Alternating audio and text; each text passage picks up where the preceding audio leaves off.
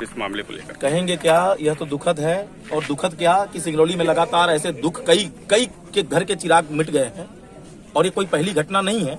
जिस प्रकार से नीरज दुबे आज हम सबके बीच में नहीं है, एक 8 महीने का मासूम को छोड़ करके और अपने बीवी को और परिवार को पूरे छोड़ करके चला गया, ये बहुत ही दुखद है। मैं बस इतना कहना चाहूंगा कि ये जो बालू वाले ट्रैक्टर अवैध तरीके से जो चल रहे थे और ऐसे घटना घट करके और आज उसकी मृत्यु हो गई, और उस साक्ष्य को मिटाने के लिए प्रशासन को मैं दिखाना चाहूंगा। आप दिखा दीजिए थोड़ा कैमरा, बालू है कि नहीं है? उसकी टोपी पड़ी हुई है, उसके ब्लड इसके नीचे पड़े हुए हैं, उसके कपड़े और केले और रसगुल्ला उधर गिरे हुए हैं।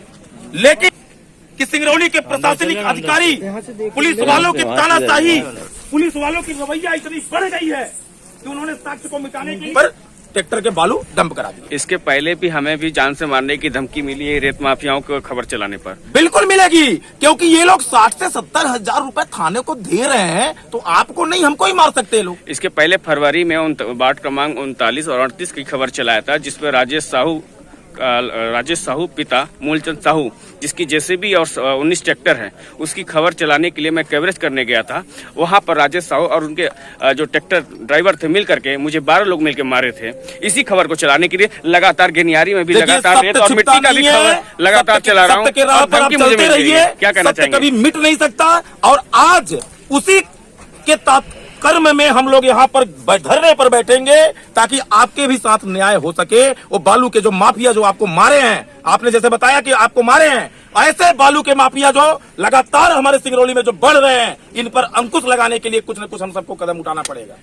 लगातार सरकारी आंकड़े बताते हैं कि हर साल यहाँ पर सड़क दुर्घटना में जान गंवाने वाले लोगों की संख्या जो है लगभग 300 के प्लस है।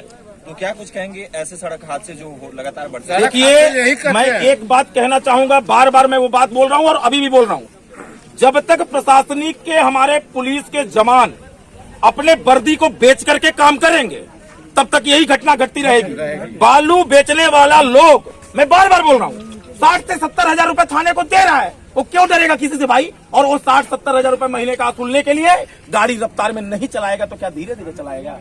ये तो सबके सब कोई छिपा नहीं है, चलाएगा।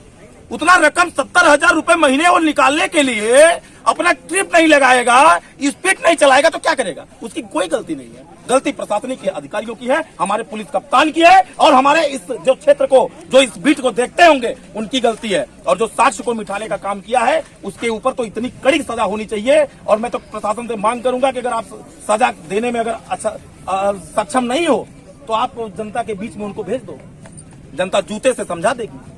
बस यही मेरा मांग है।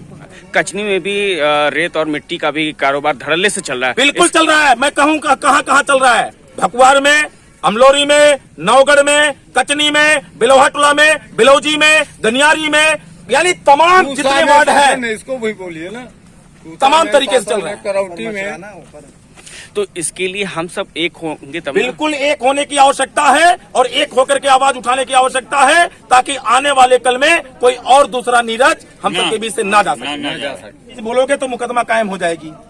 तो आप मुकदमा को अगर डरोगे तो फिर यहाँ से निकल जाओ सब लोग। अभी केस लड़ रहा हूं भाई। आप लोग चले जाओ, अगर मुकदमा के लिए डरते हो तो चले जाओ। और जब तक मुकदमा के लिए डरोगे कुछ नहीं कर सकते, न्याय नहीं मिलेगा। जान जाती है। सारे लोग एक होकर के आवाज उठाओ आप और सारे लोग जेल भरो आंदोलन का नारा लगाओ। हम तो कहेंगे इनको आने से पहले हम लोग बल्कि चले जेल में। आप भी वार्ड क्रमांक 41 के हैं, क्या कुछ कहना चाहेंगे रेत और मिट्टी के माफियाओं को लिए? निश्चित तौर से लगातार बहुत दिनों से, बहुत सालों से ये काम यहाँ पर चल रहा है। अवैध तरीके से जो रेत का परिवहन हो रहा है और बहुत तेज, और 12 साल 15 साल के ड्राइवर जो है इस गाड़ी को चलाते हैं और जल्दी जल्दी कैसे हम एक दिन में 4 ट्रिप 5 ट्रिप मार के अपना जेब भर ले, अपना ही नहीं बल्कि यहाँ के कोतवाल का और उनके जो कोई बटलर करके बटलर गुरु, मैं सुना हूँ नाम, कोई बटलर का करके बटलर गुरु 70 हजार रुपया लेते हैं और उनका जेब भर जाए, मैनेजमेंट गुरु यहाँ जेब भरने के चक्कर में जेब भर जाए और किसी की जान चली जाए, उससे कोई मतलब नहीं है। हम तो ये आप आरोप लगा रहे हैं। इससे क्या मतलब है? खुला आरोप लगा जाने दीजिए जान। पुलिस रेत के संबंध में आपने जब ज्ञापन दिया था तो पुलिस के कुछ अधिकारी लोगों ने आपको कुछ ऑफर दिया था, क्या कुछ ऑफर मिला था? मैं आपको बताना चाहूंगा, मैंने रेत के लिए कोई ज्ञापन नहीं दिया था। मैंने रेत को रोकने के लिए और जब गैया के ऊपर चढ़ाया तो मैं उसके लिए फोन किया। तो जब फोन किया तो इनका कहना था कि काहे के लिए मेरा नाम लेते हो, मैं तो बालू नहीं चलवा रहा हूँ, पता नहीं कहाँ से बालू चल रहा है। इसके बाद जब मैंने उसको फेसबुक लाइव किया तो हमारे घर पर गए बटलर गुरु। बटलर गुरु का नाम क्या है? बटलर गुरु का नाम नहीं मेरे को नहीं पता है, लेकिन मैं इतना जानता हूं कि उनके साइज को अगर नाप दिया जाए तो शायद ओरिजिनल तौर पर पुलिस कर्मी में उनका नहीं होना चाहिए चयन, क्योंकि 5 फीट से ऊपर नहीं है, इसलिए उनको बटलर गुरु के नाम से लोग बोलते हैं। तो आपको ही पता होगा बटलर गुरु कौन है। उन्होंने ऑफर दिया कि तुम ऐसा है कि तुम्हारे पास गाड़ी वाड़ी है तो तुम चलवाओ ट्रैक्टर। मैंने कहा मुझे ये काम करना नहीं, मैंने कभी जीवन में कोई 2 नंबर का काम किया ही नहीं, मैं नहीं करूंगा। क्यों? क्योंकि अगर मैं काम करूंगा आपके साथ मिल करके तो ये आवाज मेरे अंदर से नहीं निकल पाएगी, आपके अंडर में मुझे काम करना पड़ेगा। इसलिए मैंने उनको ठुकरा दिया। मैंने कहा कि सर प्रणाम, आप जाओ, मैं जो करता हूं मैं करूंगा, मैं जनता के साथ हूं और मैं हमेशा रहूंगा, मैं मुकदमा के लिए नहीं डरता। मतलब बटलर गुरु की तरफ से आपको ऑफर दिया गया? बिल्कुल दिया गया था, बोले थे कि तुम चलवाओ यार, कोई दिक्कत नहीं है, सब चला रहे हैं, चलाओ। कितनी ट्रैक्टरों का ऑफर दिया गया? एक ट्रैक्टर। एक ट्रैक्टर। और तो नहीं, मैं सबको, इसीलिए तो हमारे सभी नेताओं को खरीद करके रखे हुए, क्या करेंगे, यही बात है।